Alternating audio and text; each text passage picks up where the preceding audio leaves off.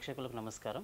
ఈరోజు మేడ్చల్ మల్కాజ్గిరి జిల్లాలోని మూడ్చింతలపల్లి మండలానికి చెందిన ఉద్దమరి గ్రామానికి చెందినటువంటి తెలంగాణ సనాతన ధర్మ పరిరక్షణ సమితి కార్యవర్గ సభ్యులు శ్రీ తిరుగుండ్ల మాధవ శర్మ గారిని కలవడం జరిగింది. వారు ఈరోజు స్టూడియోకి రావడం జరిగింది.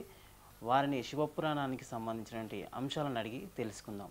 ముందుగా నమస్కారం పంతులు గారు. నమస్కారం అండి. శుభం. పంతులు గారు, పురాణం అంటే ఏమిటి? పురాణం అనగా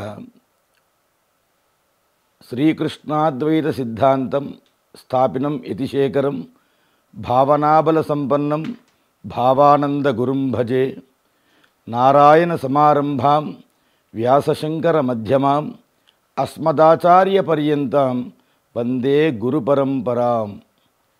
శృతిస్మృతి పురాణానాం ఆలయం కరుణాలయం నమామి భగవత్పాదం శంకరం లోకశంకరం.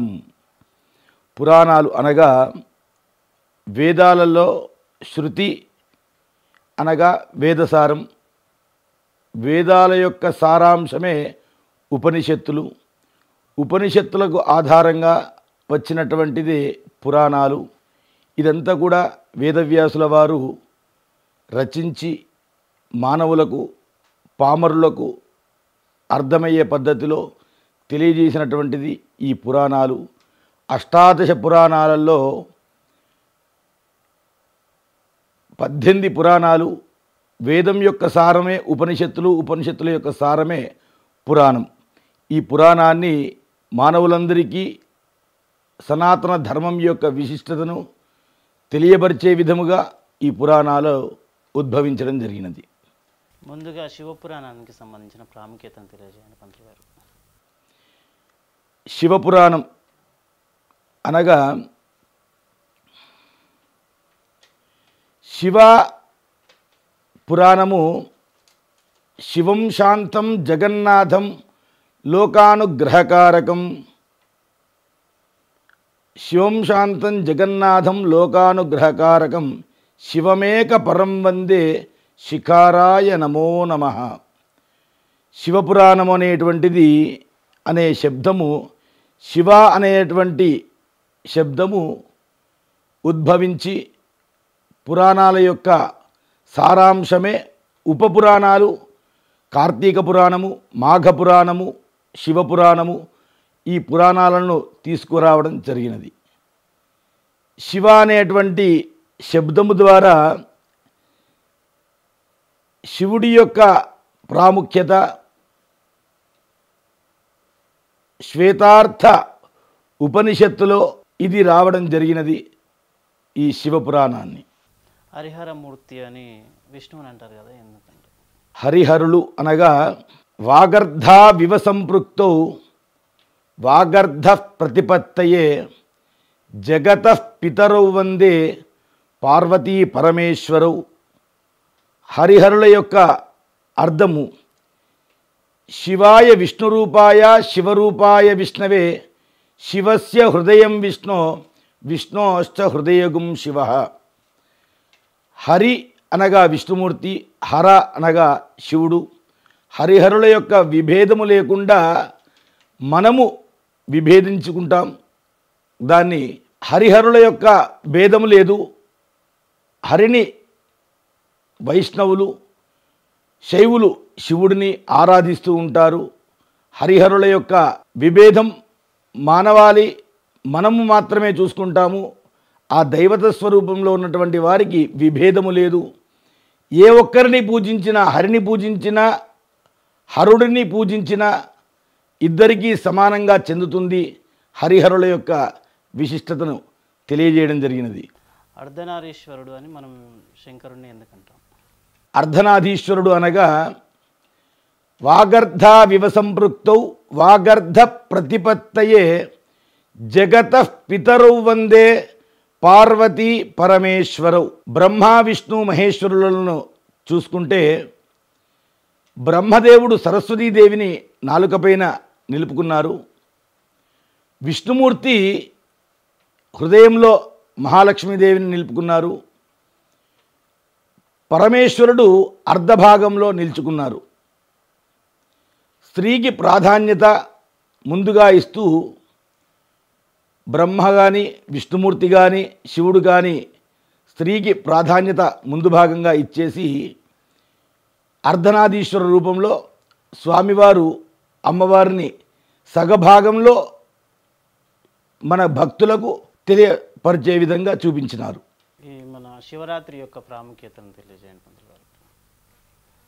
శివరాత్రి అనగా ఆ రోజు శివుడు గరళకంఠం, గరళం, శివుడు విషము సేవించినప్పుడు పార్వతీదేవి గౌరీదేవి అంటుంది, అమ్మవారి యొక్క అనుగ్రహం చేత మనము కడుపులోకి సేవిస్తే స్వామివారి యొక్క కడుపులో భూలోకాలు ముల్లోకాలన్నీ కూడా స్వామివారి కడుపులో ఉంటాయి.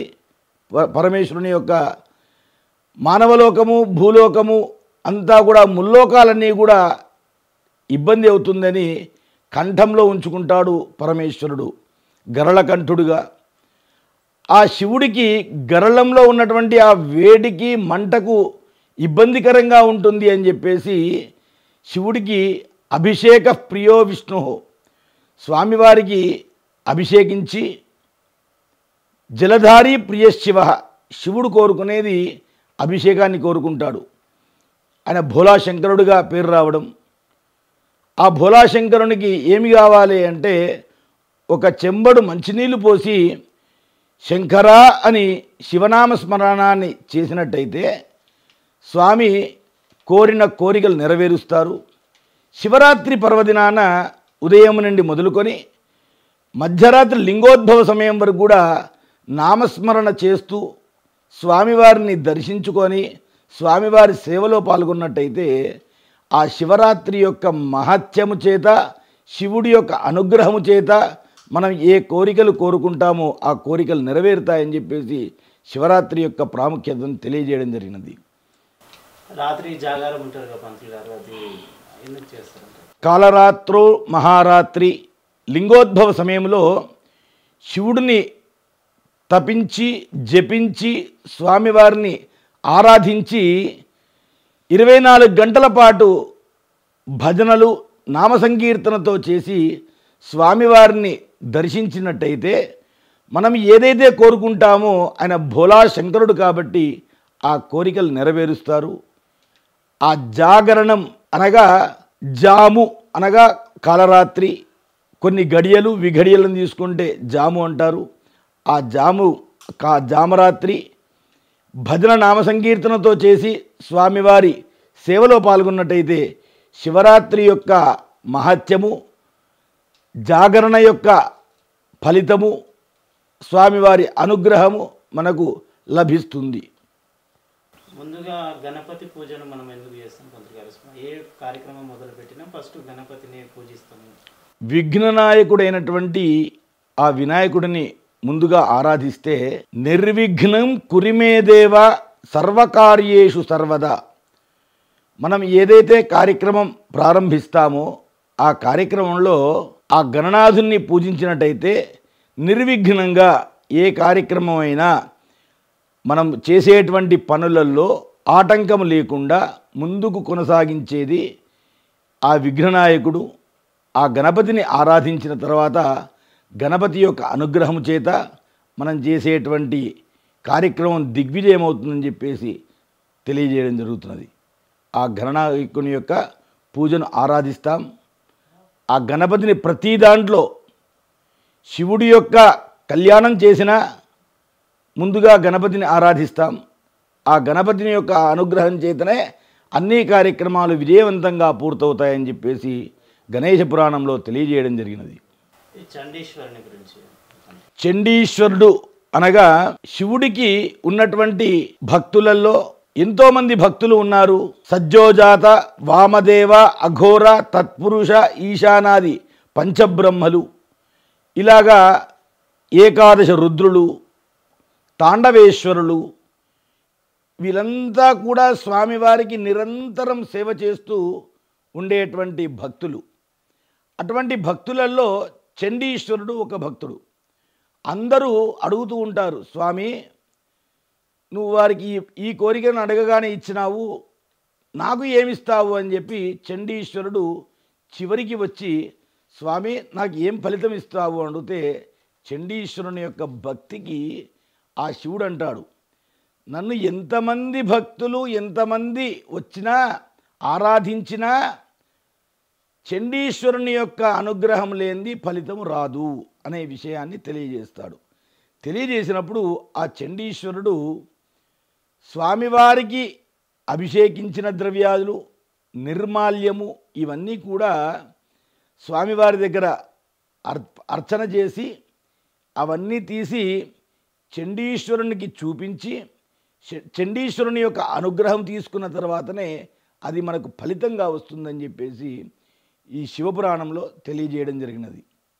చండీశ్వరుడు అమితమైన భక్తుడు, ఈశ్వరుని యొక్క భక్తుడు. ఆ అనుగ్రహం చేతనే మనకు ఫలితం వస్తుంది చండీశ్వరునిది. కృతజ్ఞతలు పంతులు గారు. మాకు తెలియని విషయాలు చాలా చక్కగా వివరించినందుకు మీకు మా పొలిటికోస్ మీడియా ద్వారా ధన్యవాదాలు తెలియజేస్తాను. నమస్కారం, సంతోషం, శుభం. Please subscribe to the channel and download the Politicos app from the links in the description.